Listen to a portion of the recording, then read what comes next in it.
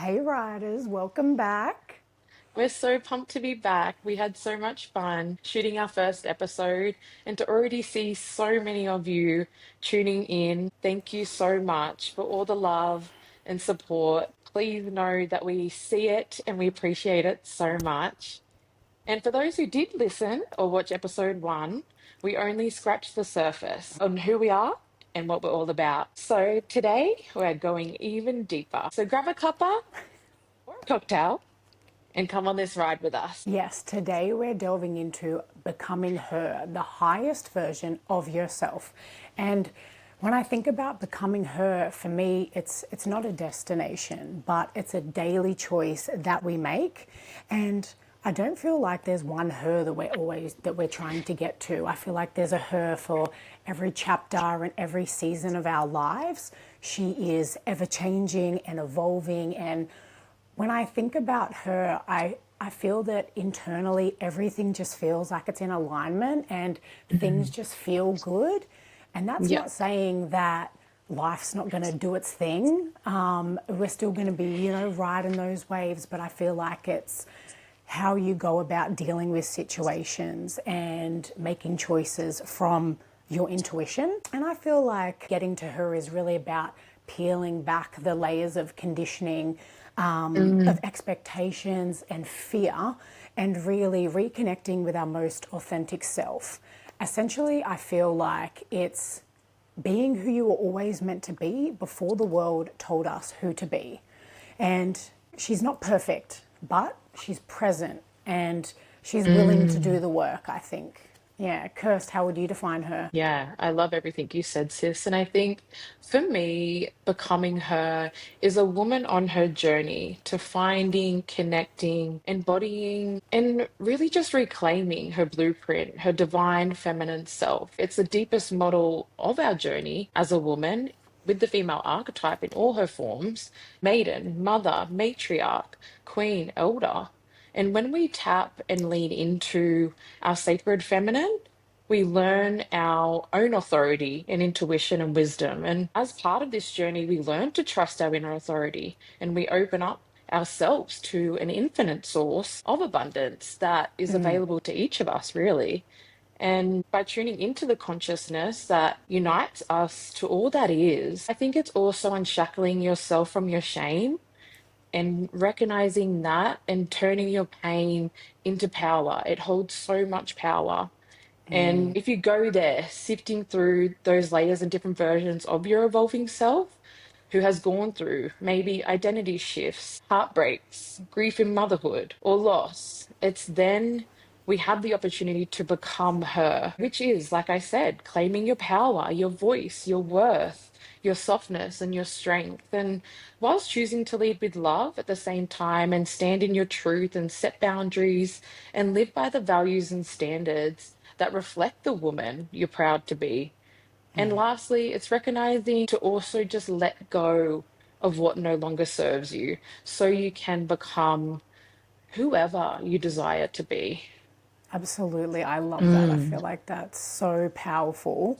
And you know what? Since actually knowing that we were going to do this topic for our second episode, it's been really nice to do a bit of a stock take of my life, Mm. and just think about, like I said, those daily choices that I'm making that maybe aren't pushing me towards my higher self, like eating chocolate every day, which I, do not need. And it's sort of given me that, little reality check. And hey, babe, like, yeah, what are those decisions that you're making? And it's Yeah. also been a really nice reflection of all the hers, or the the past me's and the past versions of myself that have come before as well. And I know Mm. there's some that I just like roll my eyes at, or like I'll put my head in my hands and I'm like, oh my god, Tanisha. But like, it has given me like a greater sense of acceptance, and just, yeah, given myself a little bit of grace, and allowed me the opportunity to try and understand why as well, I think. Yeah, it really has given us a good Yeah. opportunity to reflect, hey, and what we're only Yeah. episode one, about to be episode two deep. Absolutely, yeah. It's like Mm. Maya Angelou said, you can't know where you're going unless you know where you've been. And Mm. I think that that has played sort of a massive role in shaping like mine and your identities. Yeah. When I think about it, I think about our childhood and I think about our mum and dad and the impact that they've had on our lives. And Kirsten and I were really fortunate growing up to have two very present parents in our household that really loved and supported us. And I guess family above everything really laid the foundation for who we are as people. Hey, Kirst. Yeah, definitely. And honestly, we were like inseparable growing up. We were always around each other's side, playing around, running amok. We always have been a close-knit family. And like you all got to see in episode one, my dad was always there, had the camera rolling, and of us doing silly things. There was always laughter in our Yeah, home. And our mum, she was there as well, or she was pouring all her love into cooking delicious meals for us. And we were always so grateful, I think, to just have a shelter over our head, had full bellies and full hearts. There absolutely. was so much love in the home. Our parents were always very hard workers. We never really went without, or if we did, there was always lessons in it.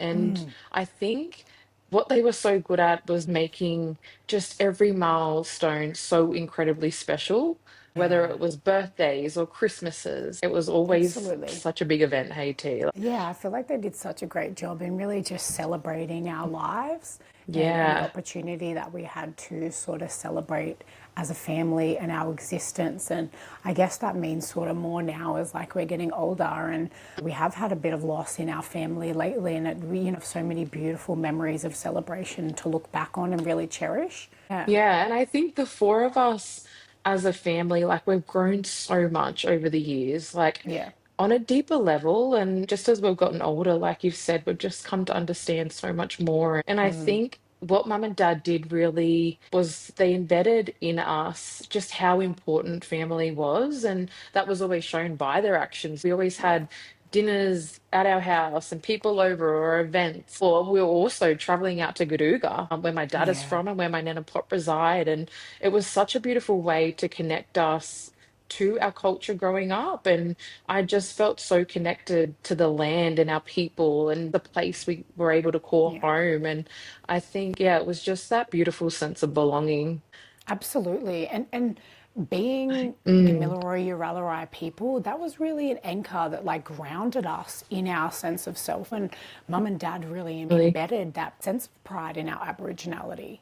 And just for context too, like our great grandmother, our beautiful Nana Lucy, she was a part of the Strong Generation. So she was actually taken Cootamundra Girls Training Home, where Yeah. many young Aboriginal girls were forcibly removed from their families and their home in an attempt to eliminate our people and our culture.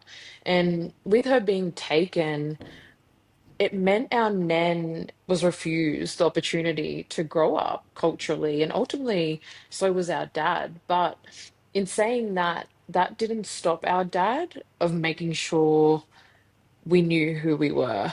So true. I have this one example actually that I'll share that probably when I was maybe like 8 or 10 years old, maybe around that age.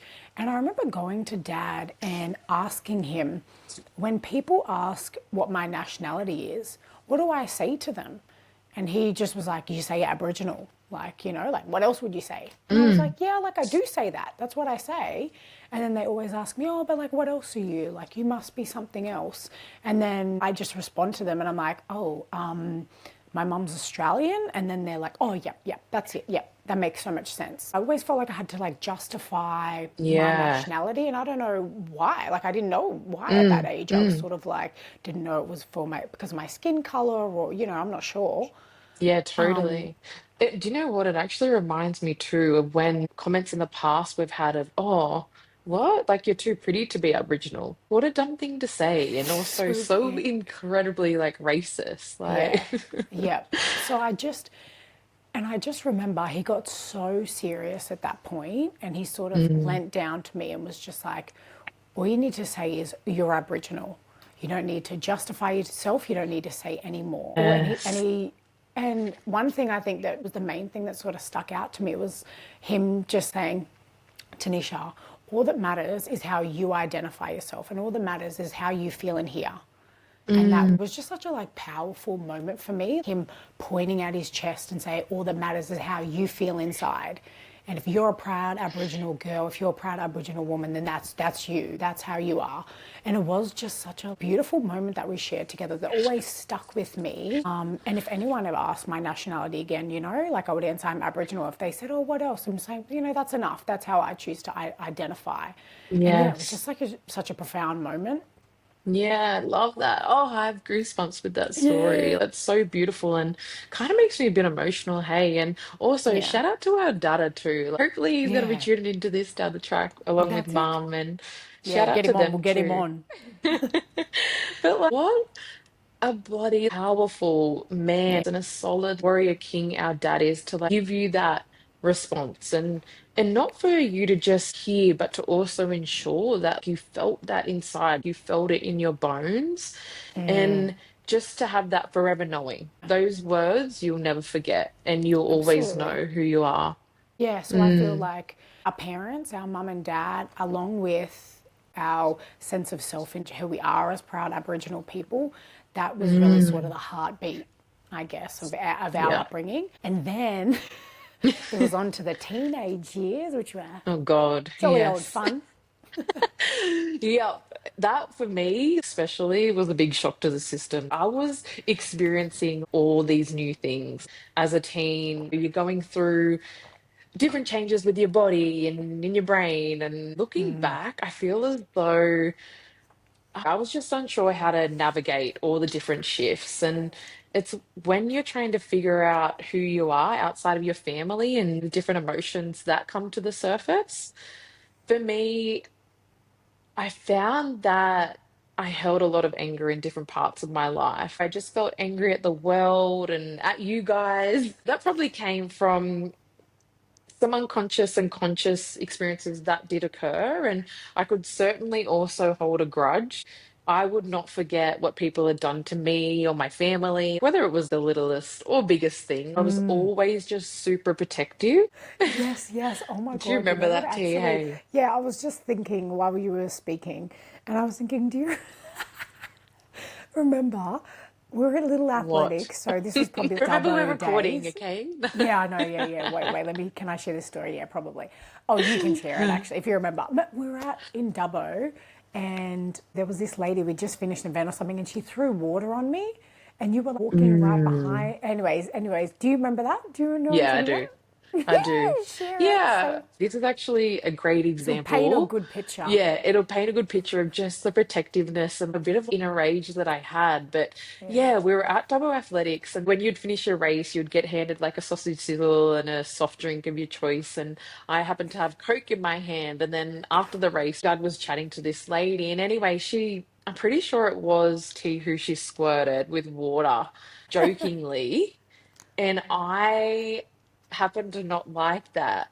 And I had a little bit of Coke left in my drink. So when she had done that to tea, I sort of did it back to her, thinking in my head, oh, don't squirt my sister. Or if you're going to do that, like expect it to be received back. And, That's anyways, crack my up. dad just looked at me like, Kirsten, what are you doing? You're chucking Coke on someone. That is not okay. Like, anyway, I can't really remember how it She must fully have been played out sticky for then. the rest of the day, bless.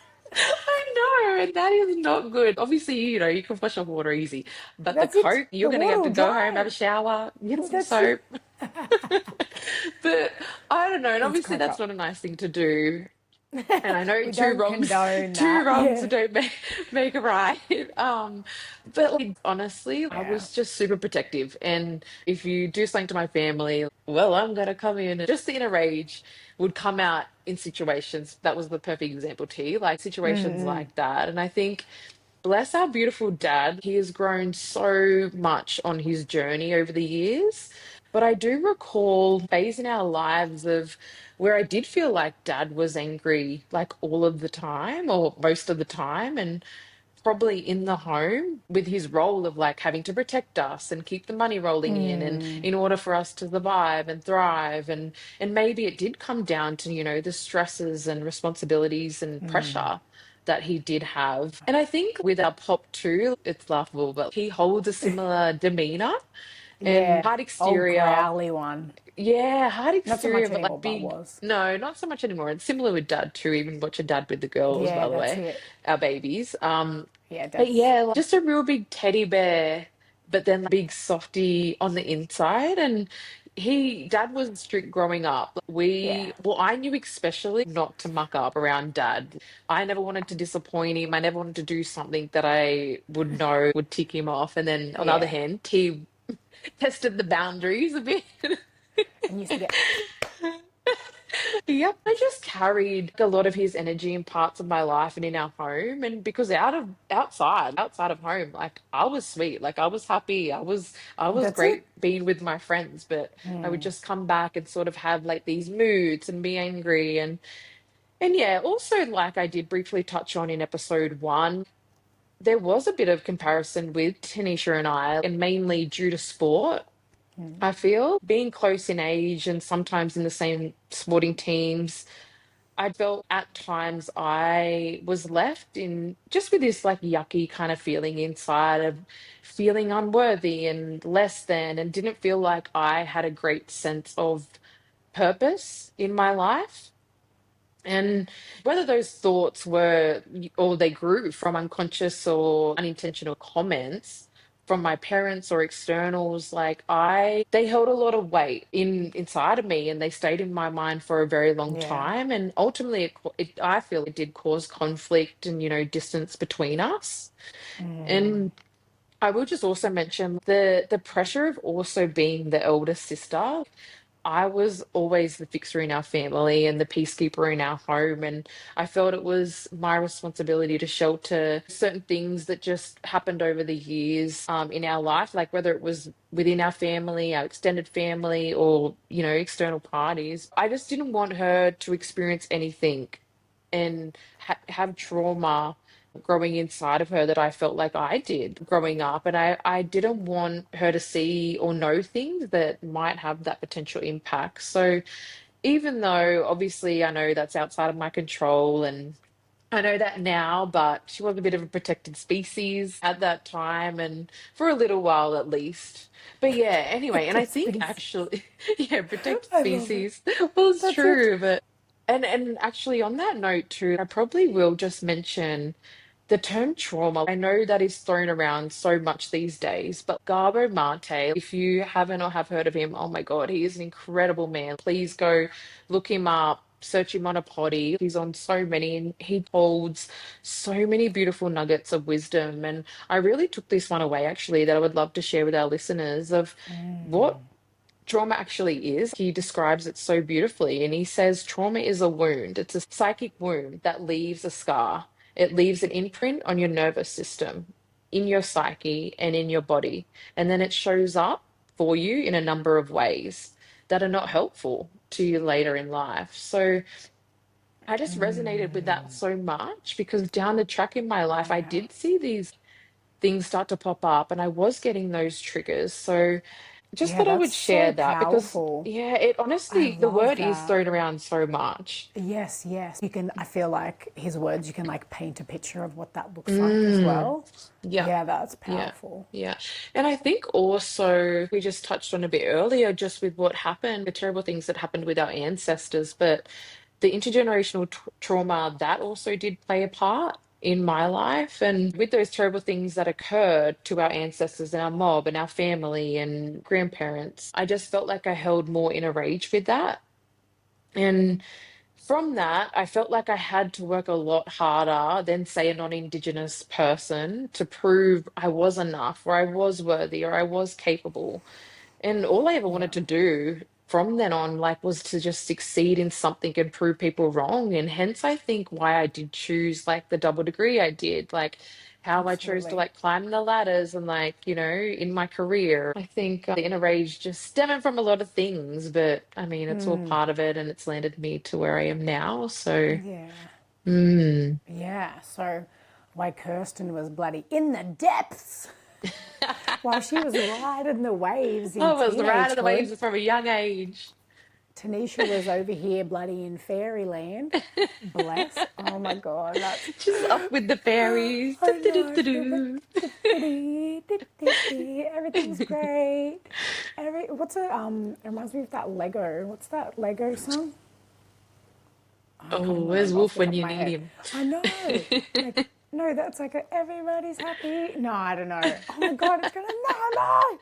Okay, wait. Next episode I'll come back and think about, or if throughout the episode if I remember I'll start singing it. Mm, Anywho, yeah. So I was over here, fairyland. Things were, sunshine and mm, rainbows. But I mm. feel that throughout my childhood and like into my early teenage years, I did feel really strong in my identity because my identity was so tied to sport. And I was then very confident in who I was and the talent that I had to offer the world. I loved being around sport. I loved the community that I had there.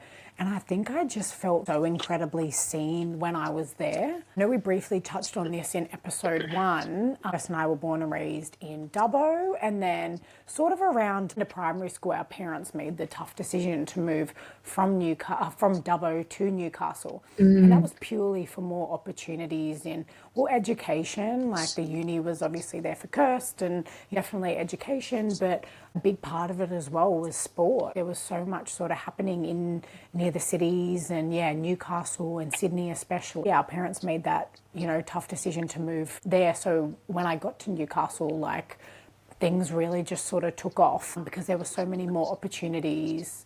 Yeah, yeah, in the city. definitely. And then as I also sort of got a bit older as well, into high school, I ended up going to a sports school and where everything surrounded sport. And at that time, I was also playing at quite a high level. I was representing New South Wales and doing N-Swiss and playing New South Wales Touch and Aussies. And so it was all sort of happening at that time. And the other thing was that I was not only playing at that high level, but my dedication and my commitment was to my craft at that time as well. We were having to Yeah. jump in the car, me or mum or me or dad, 3 or 4 times a week, some weeks, to Mm, go down to Sydney for training and sort of do that commute 2 hours and back. And that was sort of my life. So I did at that time sacrifice my social life. And I did feel like when I was sort of tapped into sport that I was pursuing my purpose and I was my highest self at the time. And I would say that things probably shifted maybe after year 12 when I moved from Newcastle to Sydney. And that's I moved right. down there it was for sport because I was still really involved. And the other thing was I was getting more opportunities as well in the media with NITV. So I was doing a lot of, Mm, yeah, work with the media and obviously doing sport. And I think that the transition to Sydney, I just had a bit more autonomy in my life. And I think it was probably at that point where I'm hitting, 18, 19 at this point, and I'm wanting more of a social life. I started to feel quite burnt out from netball. This is what, 2014 when I moved down there. Netball wasn't what it is now, and mm, professional women's sport isn't what it is now, where women are getting paid to be full-time athletes. The women that were playing at the highest level when I was coming up the ranks, they were playing in the ANZ League and they were also having to work on the side. Not that that wasn't one of my goals at the time, but I also had to be really real about, okay, well, I'm living in Sydney on my own. Is this going to pay my bills? And yeah. obviously things were taking off in media, so I had to sort of weigh up what I wanted to do. And then out of nowhere, really, because I was still playing Aussie touch at the time, but Australian Rugby Sevens ended up coming along and sort of scouted me from touch football because obviously the skills are quite transferable. Touch is where they've scouted a lot of their players. And yeah, so I ended up taking a 2-year contract with the Australian Rugby Sevens girls. And while it was a great experience, because I think they were probably one, maybe it could even be the soccer girls as well, but the Rugby Sevens girls, even though we were still getting paid badly, we were sort of like full-time athletes at that point. We were pretty much training, 4 days a week, but we were obviously still getting paid nothing at that time. So it was great to sort of be in that elite athlete environment, and it was incredible to go on a couple of tours with the girls and do a little bit of travel. Yeah, But like travel if the I am on world. it, yeah, was fortunate enough to play in the Pacific Test.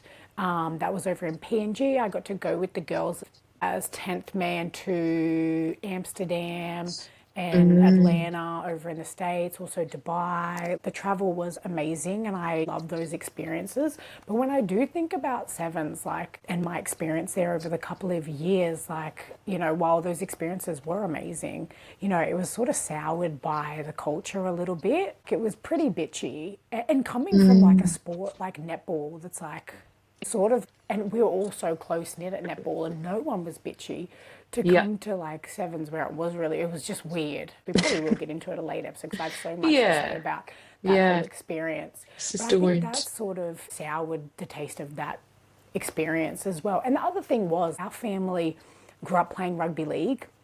We were sort of in and around rugby league, and our dad played Yeah. rugby league, and obviously all of our uncles, and we watched rugby league. And I played in a couple of knockouts and all stars, so I know league. So I'm coming Mm. over to a sport where it has some transferable skills, but essentially, like, I don't know union. I wasn't born and raised on union, and I probably at the time I wasn't dedicated to being my best version of myself when I went to sevens in terms Yeah. of like learning the sport and how can I get to be the best. So I was only there for a couple of years and then I ended up deciding to go to uni after that. Things like I said, Mm. media had sort of been in the background and I'd been doing freelance stuff. And then, yeah, there was an opportunity where I sort of finally had some free time to be like, okay, now what do I want to do? Like, what's next?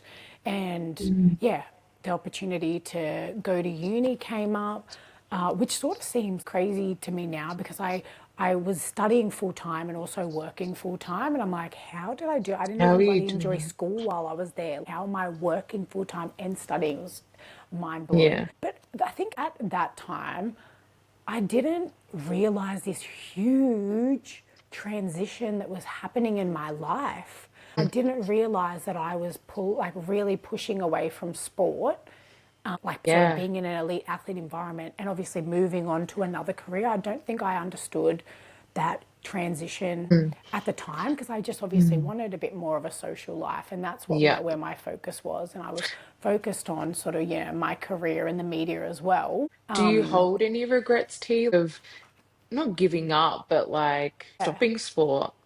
Yeah, absolutely. It really does weigh heavy on me. And it's something that over the years, I've really tried to make peace with and Yeah. give myself a little bit of grace. But there is a part inside of me deep down that there is this feeling of what if? Like, what if I just would have stuck it out in netball? What if I would have had Mm. solid values to stand on that could have just helped me, or a mentor at the time that could have just helped me navigate this mountain of emotions that I was feeling against or just from being burnt out. And the other thing was, I feel like I knew my purpose at such a young age. I did feel like I was really in alignment and I felt like I was at the top of my game when I was playing sport, you know? Mm. So yeah, and I think that's the thing that troubles me at the moment is that if you've found your purpose, say, I feel like I found my purpose, I was doing my thing, thriving, etc. And then you don't make the most of that opportunity. And I can never get that back. I can't just pick up where I left off. That's just Yeah. not physically possible right now. Mm. And that's a really, really hard pill to swallow, Yeah. is that missed opportunity and that what if I just kept going at it, had some like, discipline and was just a bit stricter on myself, I guess, at the time. What would the outcome have been? I do wonder that a lot. And yeah, I'm trying to not get over it because I'm using it as fuel. But yeah, I do really wonder what if. So if there is any girlies out there that have ever felt like this or do feel like this, who felt like they had a purpose when they were younger and they were doing the damn thing and then you've jumped tracks, let me know. Can you find another purpose? Can you have two purposes in one My answer is lifetime? yes, but yeah, let Yeah, her that's what I know. want to Let her know. know. Please. What impact did you think it had on yours and dad specifically, your relationship? Yeah. Yeah. Well, I guess my dad and I bonded so much over sport. He was, you know, my number one cheerleader. He was my number one fan. He was my coach throughout Mm. pretty much my whole career. And sport really bonded us over the years. And I do feel like me stopping sport, I get at the time, tainted that relationship between us. And I think only because he just knew what I was capable of, and I just couldn't see that for myself at that point, and my Yeah. priorities were elsewhere. So I think he was like, oh, that's like, it's such a shame, Mm. that he just had done all that he could. And I was so stern at the end to be like, I just don't want to do this anymore. It's just not making me happy. And he Mm. just was sort of like, you're grown now, you can make your own decisions. Yeah. And I Oh, that just, gives me yeah, a feeling I inside. Hey, know, I it's funny know. though. Do you know what a story that pops to mind of you and Dad? And this is to paint the picture again of T and Dad's relationship at this time and during sport was we were in Sydney at the Olympic Park, and T can share more into this because she'll know the specific deep. I was just coming along for the ride and support my That's it. sis. If That's you want to share more on definitely. that, T, So you remember, hey, you remember yeah, I exactly do. the Yeah, I do. time. So we were. So the reason I think that moment was so profound for us is because this was when I was really young and I was doing athletics. My event was like 1500, 800, which is laughable now because I love How are running. you Like I running at still it? love running, but I was like this tiny little skinny twig who had abs and I was solid. I was energy, energy, energy. And I'm just like, like cross country was like too far, too far. But 1500 was the sweet spot. That was like She was a my gun. event. She had it down And pat. yeah, but this was the first year that I'd actually made it to nationals. Mm. Nationals was in Sydney at Sydney Olympic Park. It was the biggest event for a lot of that age then. And Definitely. yeah, so leading up to that race, I actually broke my toe. So my toe was broken, and that weekend I was running. So we were actually tossing up like, do I even compete? I've got a broken toe. It was Mm. huge. It was purple. It was some kid dropped a concrete slab on it Oh my at God, I school. remember Oh that. my God, it was so painful. Yeah. Literally, like he What's a picked it up. He concrete was like, slab doing at school I anyway? know. Like, what? It was like because there must have been construction going on at school. So just like off on a Oh, tangent okay. quickly, there was construction going. So there's them big fences that go into those like Oh, yellow yeah, I know what you're slabs. talking about. And some kid was Oh, like, "Look geez. how strong I am," and he picked it up and Neck he minute. put it on my toe, Oh, and he no. dropped it on my toe. Jesus Christ, it hurt. Oh, I just screamed and said, "Get off!" I said, "Yeah, you want to be strong? Get it off." Yeah, it was. Anyways, yeah, so I broke my toe from that, and then yeah, we tossing up whether I even compete, and yeah, I can't make it this far and then not compete. Like, and my dad was just there was no pressure around it. It was like just go out there and run, just go out there and do your best.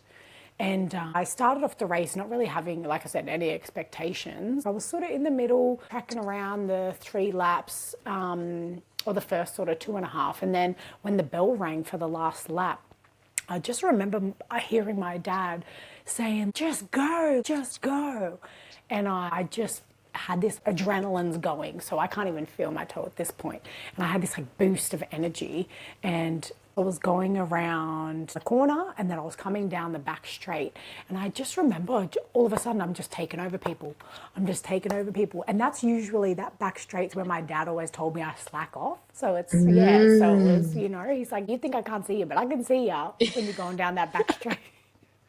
And yeah, just next minute I'm coming in fourth down the home straight. I just overtake this one girl. I'm in third, get a bronze medal at nationals. I couldn't It's believe it. I was amazing. mind Mm. blown. And yeah, I Mm. just remember when they were like, "Oh, you guys can go now." I sprinted out the back of the stadium to try and find mum and dad, and they were running around trying to find me too. And dad and I just like locked each other at the back and just sprinted towards each other and just had this like beautiful embrace. And he picked me up and Yeah. swung me around. He was crying, like I'm pretty sure mum and Kirst were like on wild too. And Mm. it was such a beautiful moment that I'll always remember and always cherish. And we really did have such beautiful memories, family Yeah. memories at sport as Yeah. well.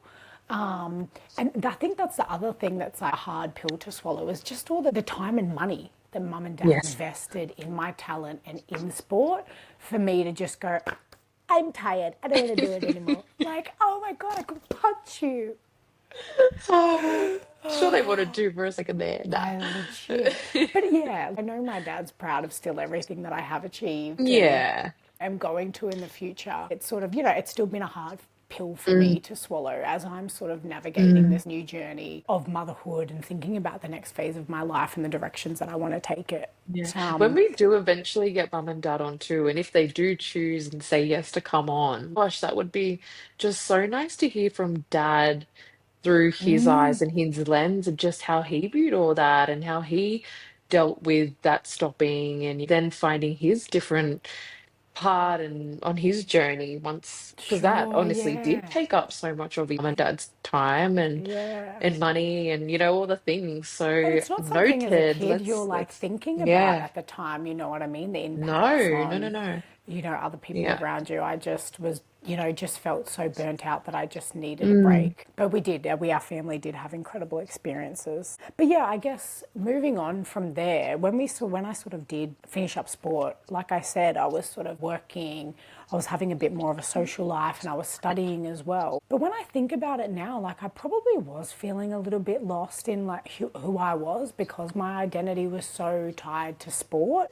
I think that I was in the trap of maybe trying to imitate other people around me who I thought were a bit further along their journey or and I definitely know that I fell in the trap of trying to seek external validation again without having any solid values to really stand by and also having respect for myself.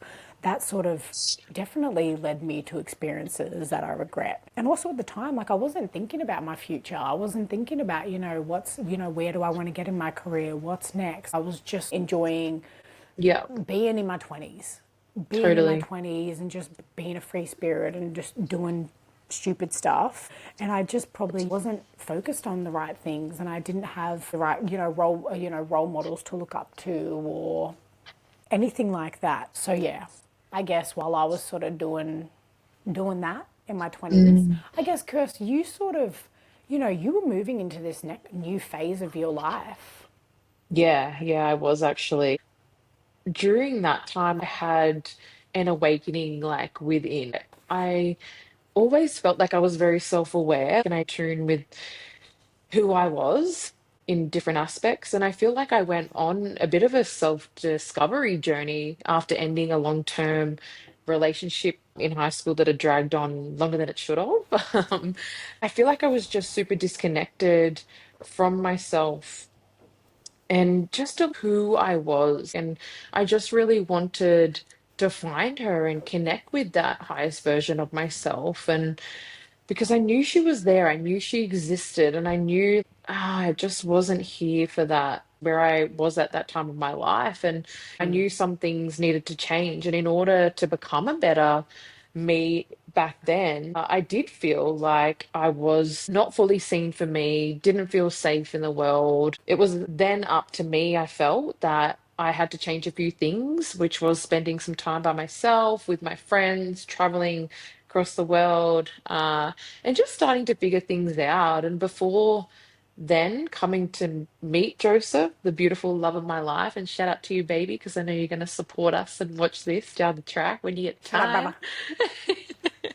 So, just a bit of info too. Joe was actually scouted from New Zealand to come over and play rugby league with the Knights in 2012. And I don't think I had met him until about 2014. And that was in Newcastle. And we just clicked. We just kept wanting to hang out. We just kept wanting to be around one another. And fast forward, I knew he was someone that I wanted to spend the rest of my life with. And purely because he really held a mirror up to me and he just fully seen me for me. I just even like speaking that out, like I love my man so damn much I love because him too. yeah, For he that. just yeah, that's so true. And he showed me my reflection and he reminded me of how beautiful, how intelligent, worthy, and enough I was, and I am. And I think he was definitely someone that I could fully just be myself around and fully be seen, fully be heard, fully be valued and appreciated, and just loved on no conditions. Yeah. And Yeah. yeah, like Beautiful. obviously it's a love we all dream of.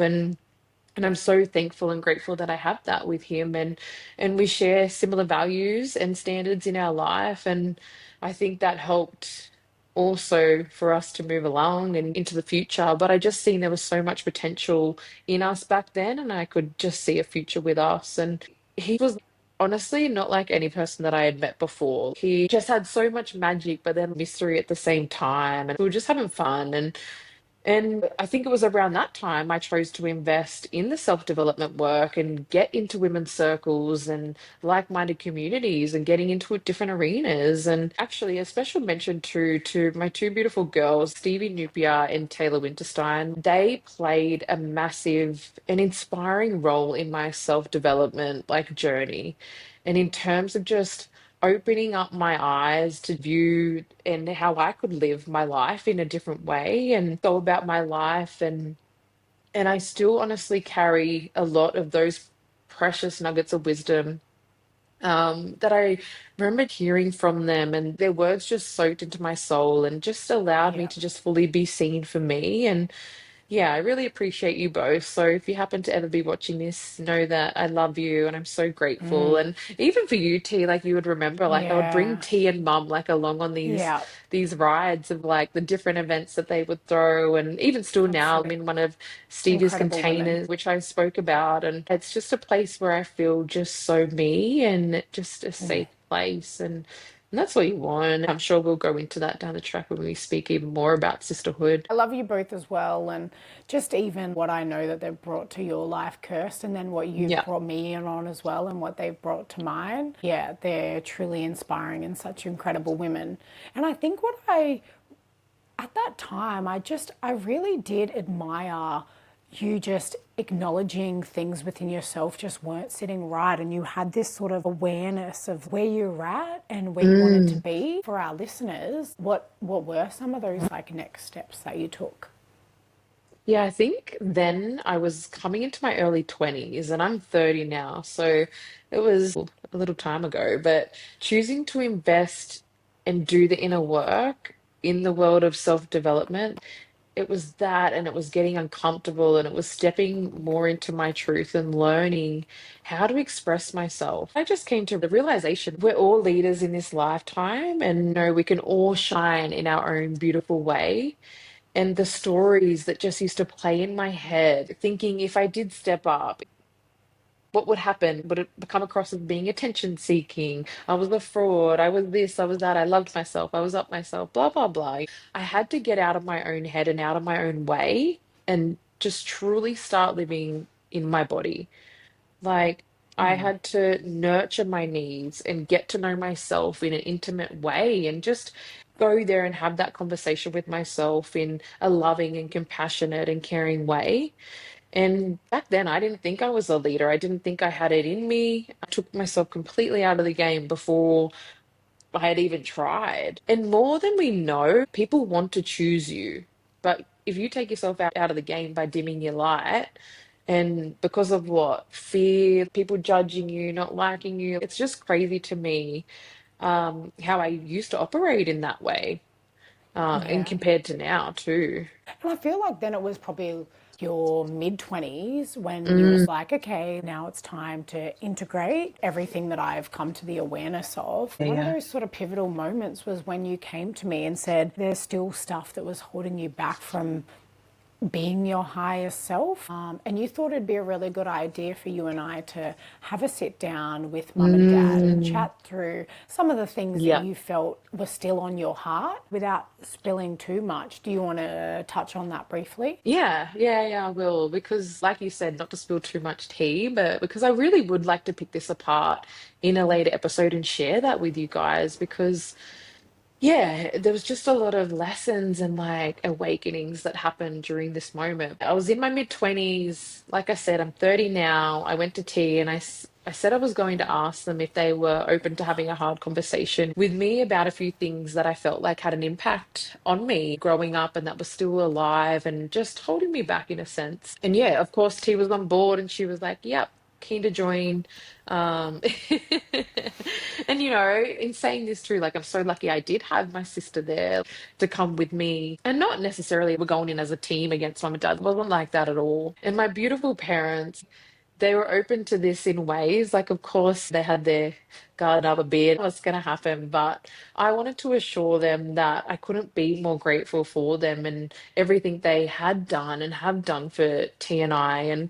And simply because I knew that what I was going to mention, it was going to be a bit hard for them to hear. And also not knowing how it was going to be taken to was a bit scary, but I really just wanted to build up the courage and just see if having this conversation would make me feel a bit better inside. And he said yes, we sat down and had the convo, and yep, it definitely was tough, but I also needed to understand myself that I had to come from a place of compassion, and that was because I also needed to remember that they were parenting for their first time as well. And I remember telling them I knew they were doing the best they could at the time with the tools that they had and experiences that they went through. And the knowledge they held. But this was just how I felt, and I just needed to get it out. And I shared my story, I shared my truths on the things you had mentioned, the sister competition, the comparison stuff, and there was a few other things. And I actually walked away from that conversation with them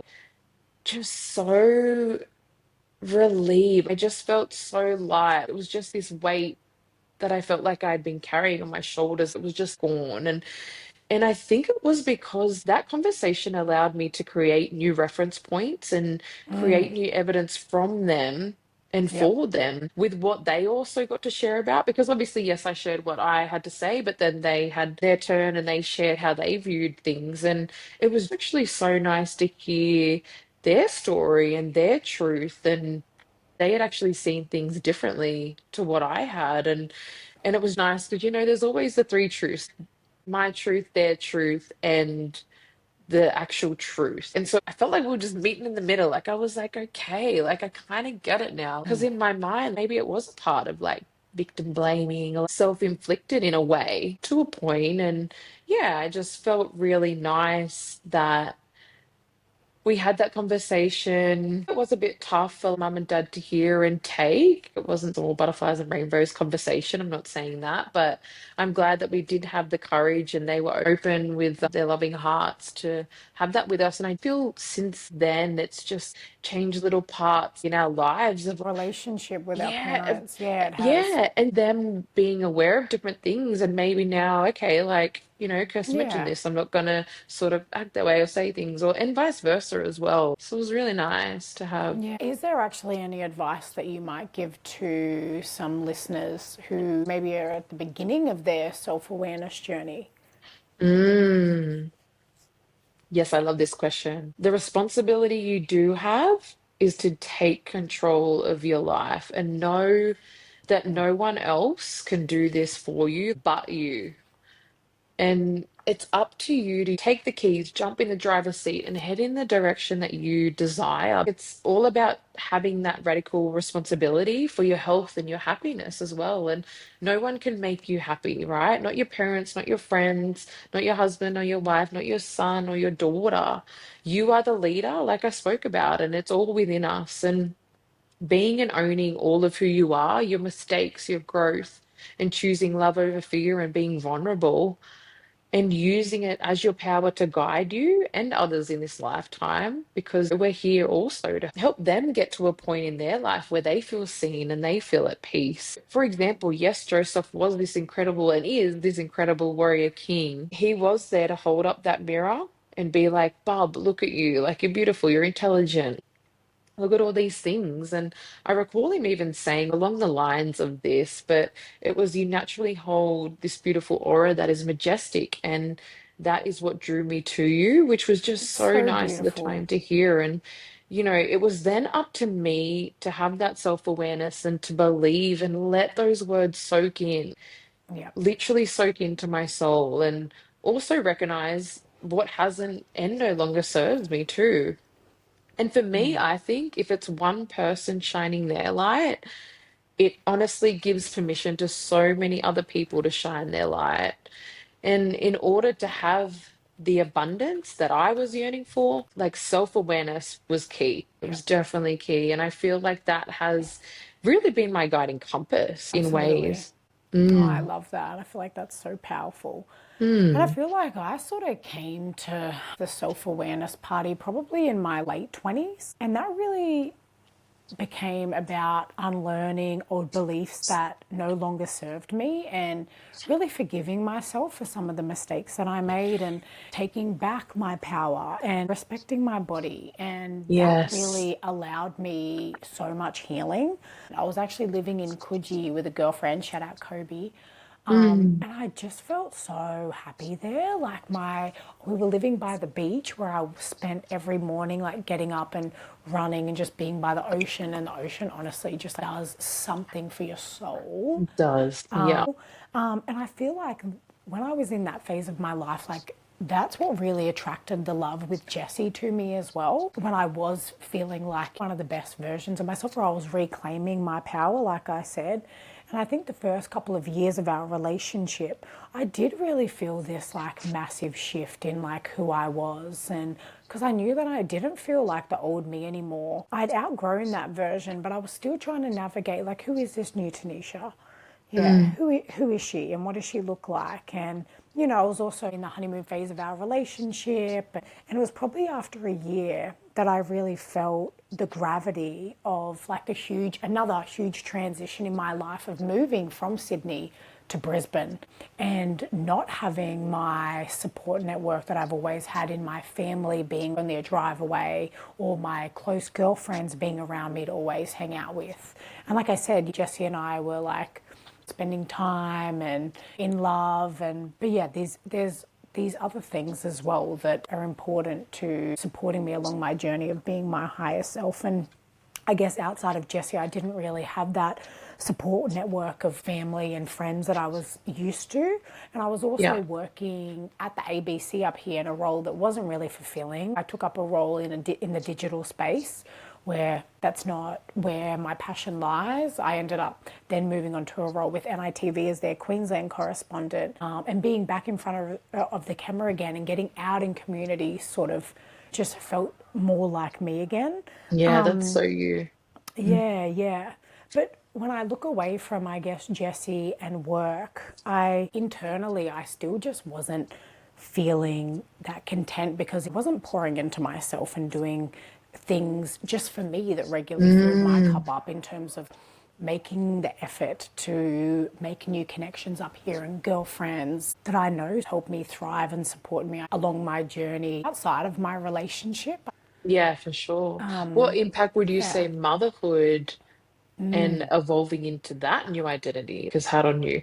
Yes. Yeah. I feel like motherhood and being on maternity leave has really allowed me to just reimagine the woman that I want to be for myself and I guess for my family as well. Although it hasn't sort of come without imposter syndrome, and times when I just feel a little bit frustrated when I'm like, babe, you're 30, which I know is very young, but I just feel like, shouldn't you have it all worked out by now? Like, damn, can you like sort it out? But I guess motherhood's also really stressed the importance of just having my own things going on, like hobbies. This podcast has been huge, just being able to pour back into me and doing something that I'm really loving. And yeah, like I said in episode one, motherhood has really put a mirror up to myself and asked a lot of questions of me. And I spend a lot of time Yep. these days thinking about the version of her that I want to be. Starting this podcast has really given me a sense of pride in who I'm becoming now, and it makes me feel like I am heading in the right direction and I have seen a real shift in my confidence. Yeah, beautiful. Yeah. Mm. I think for me with that, I felt the whole identity shift actually before even becoming a mother. It was when I was consciously manifesting my baby into existence and then becoming pregnant, immediately evolved into this new woman who was so sure of what she wanted and who she wanted to be like when her child decided to come through. And I'm sure if you follow me on socials, like I'm sure you felt that from your end too, and my family and friends, like they know this. And I remember just feeling and receiving so many beautiful comments of just like, wow, like you just look so glowy, you're so in flow. And Yeah, I truly did absolutely. feel like that. I just felt like I was in pure alignment. And I felt like I had to let go and surrender to what was to be. It was a super different to how I had obviously been in the past, like I mentioned, but I made a conscious decision and effort well before even being pregnant to go onto my self-healing journey, like I've spoken about, but I intuitively knew that I didn't want my children to carry any of the stuff or Joseph's. And it was up to Joseph and I to do everything in our power to heal what we could and heal parts of us that Baba didn't deserve to carry. Like, and I'm just so big on that because that's Yeah. also why I feel like Baba, like beautiful baby Ailua, like her energy and aura, like is just pureness, calmness, like happy mixed with this wild, thriving baby and how it should be really. And I think that was due to a massive part in how Joseph and I were feeling consciously throughout that journey and bringing her into this world and now raising her. And obviously, yes, children come on this earth to, I believe, like rock your world and you shine a light over here on your triggers and, hey, mom, like there's more stuff going over here. Have to fix these triggers in your life. And as we know, the healing journey is endless. I'm not saying I'm healed or anything like that. I'm just moving along on my journey of that. And I think we just individually get better on a daily if we put in that work. And our children are so clever.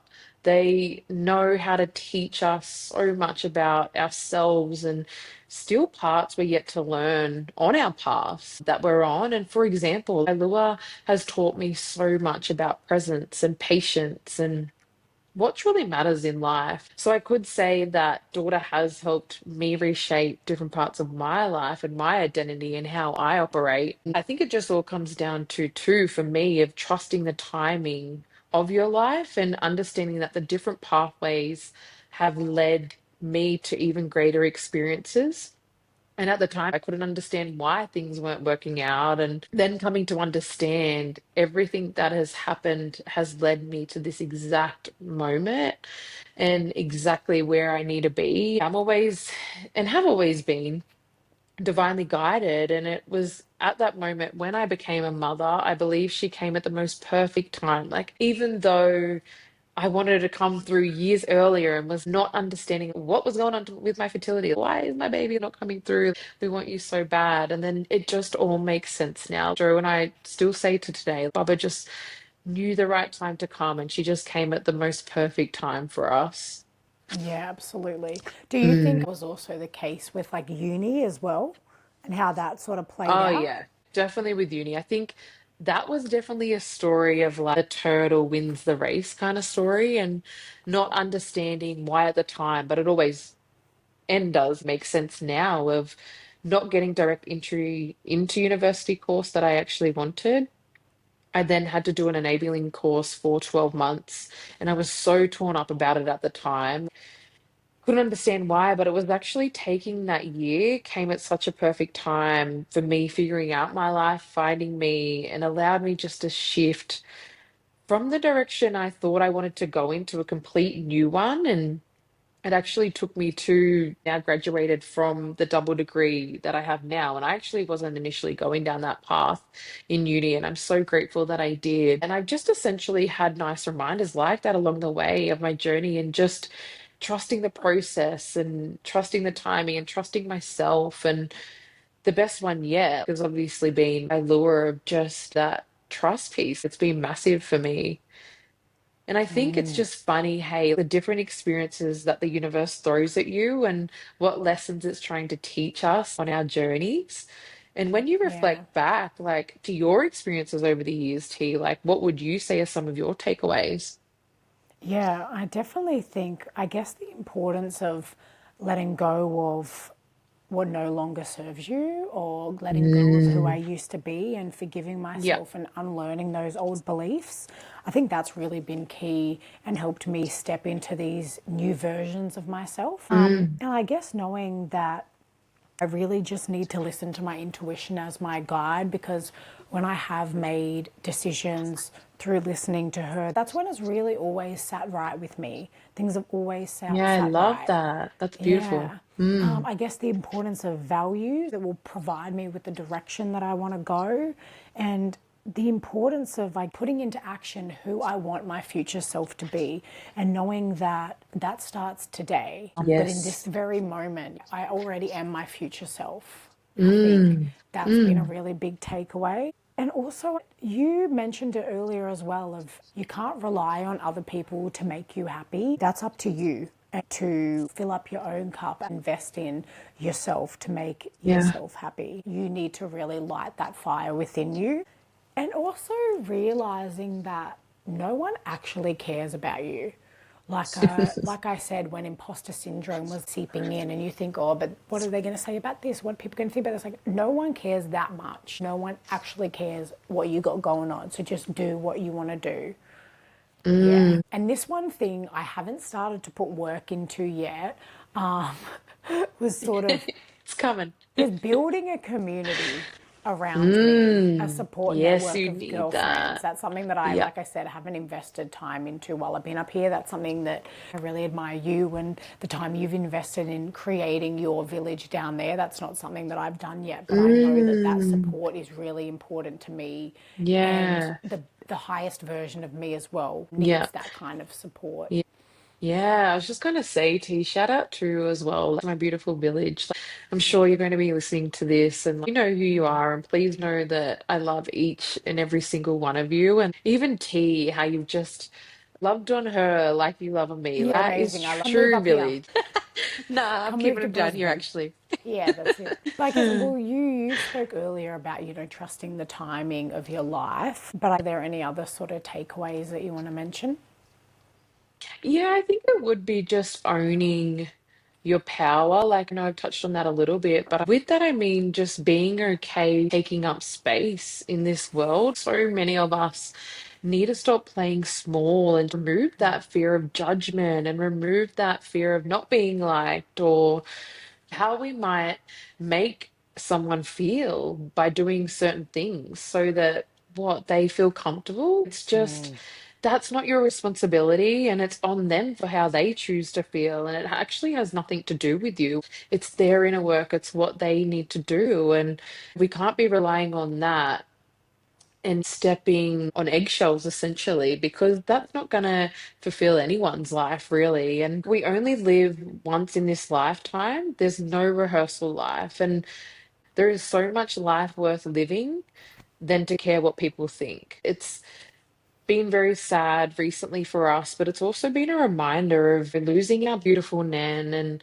our Cuzzy recently. And life is just so precious. Like, you're not promised tomorrow. Like, why are we not living for today? Why are we not doing the things that we said we were going to be doing or wanted to do? Yeah, And also taking steps closer to our dreams. Like, once you decide, like, do not be surprised like how quick the universe moves for you. Hey, even taking the first step, that's all you need to do. Just take the first step. And it's been great with this podcast. Once T and I just got out of our own way and just removed the fear and came into this place with so much love and done that together, look at all the opportunities that have popped up for us already, T, which is exciting to share with you all later. But there's absolutely. just been so much that sort of hit the surface now for us, I feel. And it Yeah, probably actually, just in terms of talking about takeaways, it's probably nice for me to slot this in here as it flows nicely. And just mentioning our disclaimer too. And in yeah, saying all of this, please understand and know that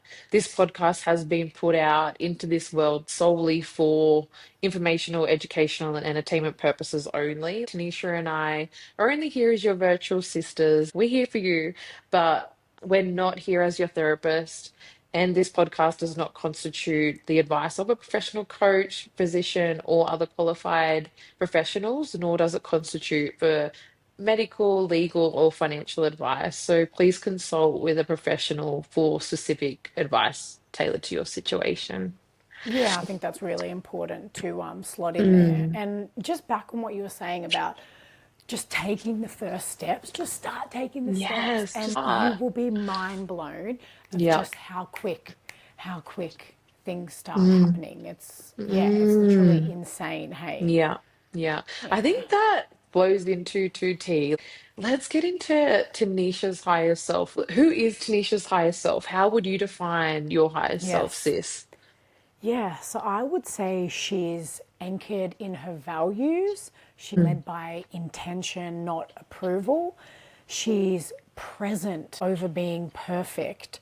She's also disciplined in her purpose. Like, I show up even when motivation fades, and I know that consistency creates confidence. And, Yeah, I it love already that. has. I know that. She's a role model by embodiment.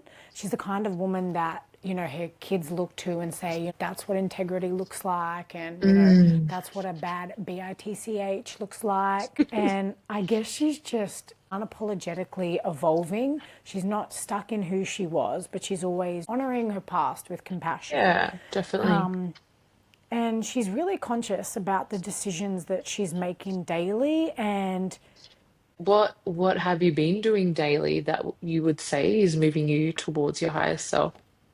yeah, so like I said earlier at the start of the podcast, when I said it's been just such a nice reality check doing this episode, because I have Mm. been, like I said, really been thinking about who my higher self is a lot more lately. And I was sort of noticing things the last like couple of months of my skin being really dry. I was getting a lot of breakouts, and I Mm. was very quick, don't you worry, to blame the weather.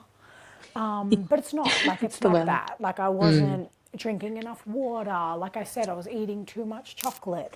Other things, my body was feeling really flabby just because I wasn't working out and I wasn't feeling confident in anything that I was wearing. So I decided to implement a workout routine and really commit to that. The other thing, like my posture, I don't know how it's been in this episode, so I'm going to watch it back and we'll find out if these Posture. exercises are doing anything.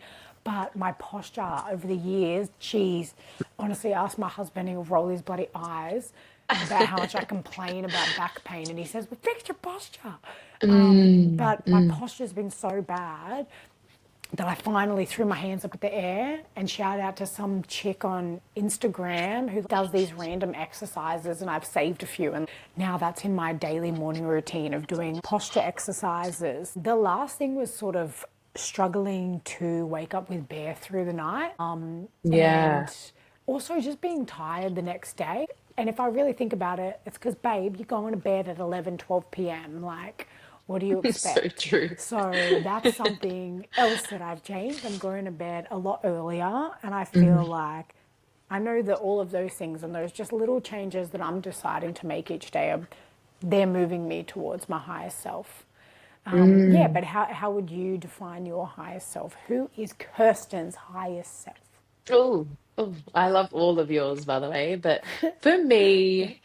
she is a woman who is living in full alignment, mind, body, and spirit, and equally balances her feminine and masculine energies. And she's aligned with her values, her visions, and her truth. And she flows with life slowly but intentionally. And with what the universe has in store for her, choosing connection over chaos, depth over distraction, presence over perfection. She is also deeply rooted in who she is as a proud Gamilaroi woman and a devoted wife and loving and present and intentional mother and a storyteller with purpose. She shows up with her majestic, magnetic aura and light. She's not needing to perform or prove anything, but simply to be. And it's when she leads with her intuition and trust the rhythm of her life, even when it can get messy, because we all know where there is mess, there is so much magic waiting on the other side. And I want her to be creating boldly, knowing her words, presence, and her stories ripple out and uplift other women and mothers, and specifically young Indigenous girls. She knows how to hold a sacred space, whether it be in her home, as she is the heart of her home, or on this podcast right here. For all you writer community and listeners, thank you so much for the real and beautiful conversations that we get to have with you. Yeah. Also, just embodying abundance, attracting opportunities, partnerships, and wealth that reflect the authenticity and her values. And she's surrounded by nothing but love. At the end of the day, it's with her husband, her babies, and her fur babies, and they're her grounding force, and she knows that. And lastly, I think she is not chasing a destination. She is riding her own wave, fully alive and free in her journey. Oh, and Yes, even I just love it. like I love speaking that it. out, yes, speaking that out into existence to you all, it just Yes, feels so powerful there's when so we much actually power in do that. that. Yeah. Yes, yes. Yeah, to anyone listening, if you just have a bit of time after listening to Yes. this podcast, set some time Yes. aside and just write down who you think your higher self is. What does she look like? I think that, yeah, Yeah, journal that would out be and then speak it out. Speak it out to speak it out. yourself. Yeah, another Speak it out important to your step. loved ones. Absolutely. Put Yeah. it out there, put it out into the existence. Beautiful, beautiful. Mm. Okay, it's time now for the inner ride segment. Ooh, the So, inner ride. this segment, just to refresh, really invites you to sort of slow down and deep dive. Yeah, it We want does. you to tune into your inner dialogue, meet yourself with radical honesty and an open heart, and really just let your that inner conversation guide your growth. So, Kirst, what's the question this week? Yeah, this week I want to ask you all, and you first, T, what have you had to forgive yourself for in order to grow? Yeah, I think I sort of mentioned throughout this whole podcast, the main thing for me was just forgiving myself for some of the mistakes that I made in my 20s Hmm. and Mm. just around sort of not knowing my worth or respecting my body. I think just not believing that I was good enough and that sort of holding me back from being the best versions of myself or taking me Yeah. towards the highest version of myself. And when I did that, I feel like it attracted so much more of what I actually wanted, especially in an intimate love. Mm. Yeah, how about you? Yeah, that's a beautiful share, sis. Thank you. For me, I think it would be the self-belief piece.